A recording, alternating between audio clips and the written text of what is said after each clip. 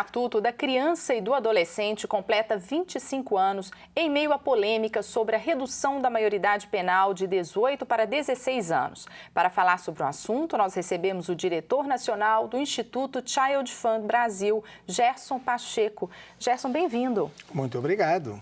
Gerson, nesses 25 anos do ECA, quais as principais conquistas que nós podemos destacar? Primeiro, é uma referência mundial.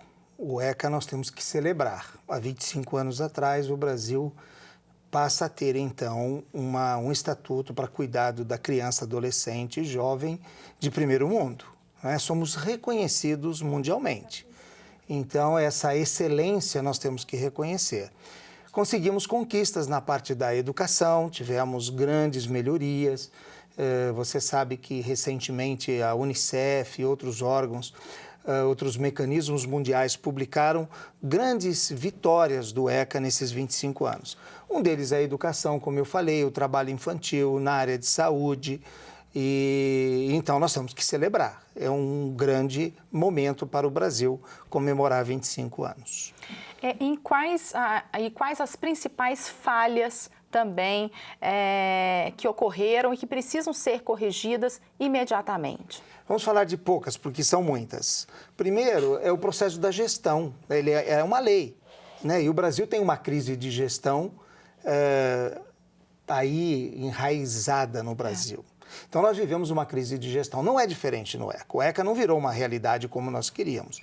Uma lei maravilhosa, referência, mas não com falhas, não está implementada totalmente. Vamos dar uma olhada, por exemplo, no caso de violência para com a criança. E nós estamos falando como violência sexual, trabalho infantil, maus tratos. Nessa área nós temos muito o que fazer. Nessa área nós, por exemplo, para que você possa entender e o ouvinte também, uma criança hoje que é vítima de uma violência, se ela procura um canal, ou se a família, ou se ela vai para ser atendida, ela não tem um bom acolhimento, ela vai ter que ir numa delegacia, ela não tem um bom tratamento, ela já é vítima, mas ela não será cuidada como tal. Esse é um exemplo que eu comento com você no caso da proteção da criança, que é uma das lutas do Child Fund. O Child Fund luta pela proteção da criança e nós, então, encontramos aí falhas imensas no ECA. Outras falhas no ECA? Eu acho que na área de mortalidade infantil. Nós carregamos um Vietnã nas nossas costas, onde adolescentes são mortos, né? Onde nós temos uma guerra metropolitana nas favelas e nós não temos aí um bom cuidado. Também na área de privação, exclusão e vulnerabilidade. Entendemos que o país é grande, que o Brasil tem uma geografia de regiões metropolitanas, mais de 5.000 municípios urbanos, 5.500 e pouco, áreas rurais e área ribeirinha amazônica. Então, quando nós olhamos o ECA, ele tem que dar uma cobertura para essas 4 grandes áreas e tem que ter realmente um atendimento, uma solução para cada uma delas. Diante dos debates acerca da redução ou não da maioridade penal, uma das sugestões que surgiram seria promover uma mudança no ECA. Como que você vê isso? Olha só. Primeiro, não é mudar o ECA, é o governo dar a infraestrutura que o ECA precisa. Você acha que nós devemos jogar crianças, adolescentes ou jovens, vamos chamar mais de adolescentes e jovens, dentro de uma cadeia que é o moedor de pessoas e formar, doutorar criminosos? É isso que nós queremos? Se nós não conseguimos no sistema prisional hoje cuidar do que nós já temos, não somos referência para nada. Nós vamos, sem inteligência, porque não são as crianças responsáveis por isso, nós vamos continuar nesse erro. O governo tem uma estrutura de reabilitação, o governo fez esse papel, e eu não digo só o governo, a sociedade cobrou isso, as empresas cidadãs ajudaram, porque nós não podemos terceirizar a execução do ECA só no governo. Nós não podemos, nós temos que ter o governo, a cidadania, a sociedade e as empresas, o investimento social privado.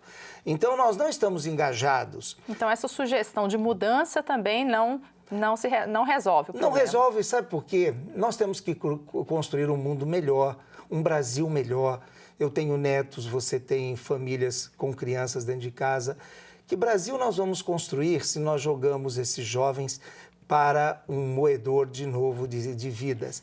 E nós temos que investir nas nossas crianças. O Brasil do futuro depende das nossas crianças. O ECA, então, não cumpre o seu papel na preparação dessas crianças para o futuro. E quando uma proposta dessa vem à mesa, é uma proposta de destruição do futuro e não de construção. Sim. Gerson, como mudar a mentalidade das pessoas em associar o estatuto apenas aos atos infracionais e valorizar, sim, os direitos da criança e do adolescente como um todo? Primeira coisa que nós precisamos entender é o patrimônio das nossas crianças. Criança é um patrimônio da nação. Como eu acabei de dizer, teremos uma nação de excelência, teremos um novo Brasil. E então a sociedade e a família, entendendo que é na criança que nós temos o futuro, nós temos que nos engajar como sociedade para proteger, desenvolver, capacitar, preparar, transformar a vida dessas crianças, buscando o maior potencial delas para o futuro. Então, eu acho que esse é o primeiro modelo e a sociedade tem que estar engajada nisso. Posso dar um exemplo para você como a sociedade tem que se engajar? Por exemplo, nesse meu maior patrimônio, que são as crianças, a escola não é importante? A formação delas não são importantes? E vamos ver como a sociedade não tem engajado muito?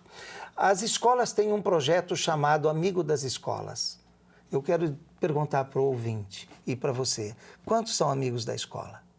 E a escola está preparando esse meu patrimônio que vai cuidar da minha herança. Sem falar na valorização do professor hoje. Do professor. Então o ECA, ele tem que ter o apoio da sociedade, da família, da comunidade, de todos, para que essa lei funcione. Nós temos que cobrar do governo que possa botar as infraestruturas necessárias, que dê gestão para o ECA. E nós temos que fiscalizar esse ECA.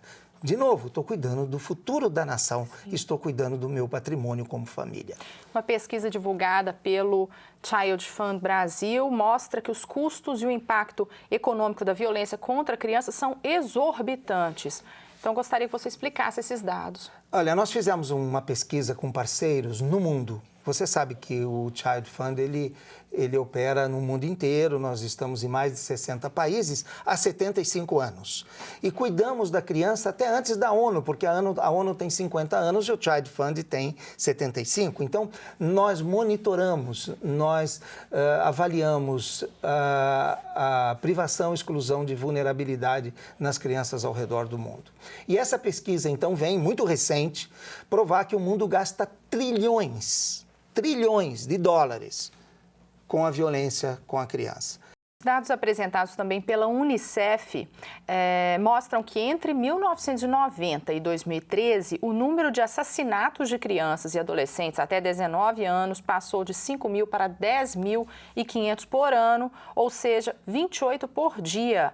Quais seriam as razões, na sua opinião, para esse número, para esses dados? Primeiro, é uma guerra que nós estamos enfrentando, é um abandono, né? Nós estamos diante de um momento muito difícil para o Brasil, como eu comentei aqui, da morte de crianças e adolescentes. Ocupamos uma posição horrível, uma posição sem condições de explicação quando estamos aí ao redor do mundo. Sem justificativa, não tem justificativa a violência contra a criança. E a pergunta é, o que vocês estão fazendo por isso, né? O que nós entendemos com isso? É que a violência, a gente coloca ela num lugar distante de nós todos, como se ela estivesse acontecendo ou com o nosso bairro vizinho ou num outro lugar. Nós não encaramos a violência. Não temos cobrado das nossas autoridades, né, que tenham planos, estratégias para trabalhar com a violência. Sim. E no caso da maioridade penal, como você disse, é um anestésico a gente tentar mudar, porque o problema não está aí. O problema está que o governo trate, principalmente das regiões metropolitanas, onde acontece o maior número de assassinatos, Sim. num plano estratégico de médio e longo prazo e que se invista na violência. Nós não podemos permitir no combate à violência, né? Nós não podemos permitir que crime organizado se estruture em décadas e reine onde a polícia não pode ter ação nenhuma, onde o poder público não pode agir porque o crime fala mais alto. Nós não podemos permitir que as crianças sejam recrutadas, acolhidas pelo crime, porque nós estamos abandonando como família e como sociedade. E o crime está usando a criança como um escape e com uma proteção jurídica. E aí a culpa é da criança. Mas qual é o plano de médio e longo prazo? Eu acho que o Brasil já não consegue mais conviver com a violência que nós temos hoje. E não podemos conviver com a criança sendo um ator importante nesse crime. Nós temos que acolher as crianças pelo amor e não deixar que elas possam ir à violência. E o poder público, de novo, com a sociedade, de novo, com o investimento social privado, que são as corporações, as empresas, para construir um mundo melhor. Tem que ter um plano de médio e longo prazo, tem que ter um investimento, tem que investir em educação pesadamente, tem que investir na transformação social. Educação de qualidade é um caminho, formar essa criança com dons e talentos, escolher o potencial dessas crianças e ofertar um novo caminho, tirar o máximo do potencial que essas crianças podem dar. Você sabe, nós temos hoje, em qualquer área de privação, exclusão e vulnerabilidade, testemunhos maravilhosos de crianças que escolheram outro caminho. Sim. Mas nós temos que unir forças e nós temos que ter um plano estratégico, não são ações pontuais. Nós temos que entender que o ECA completa 25 anos, mas nós temos que ter um plano de curto, médio e longo prazo. Eu quero citar de novo que ele tem que ser metropolitano, urbano, rural e ribeirinho. Gerson, muito obrigada pela presença. É o meu prazer. O Horizonte Notícia Entrevista fica por aqui. Até o próximo programa. Vou pedir...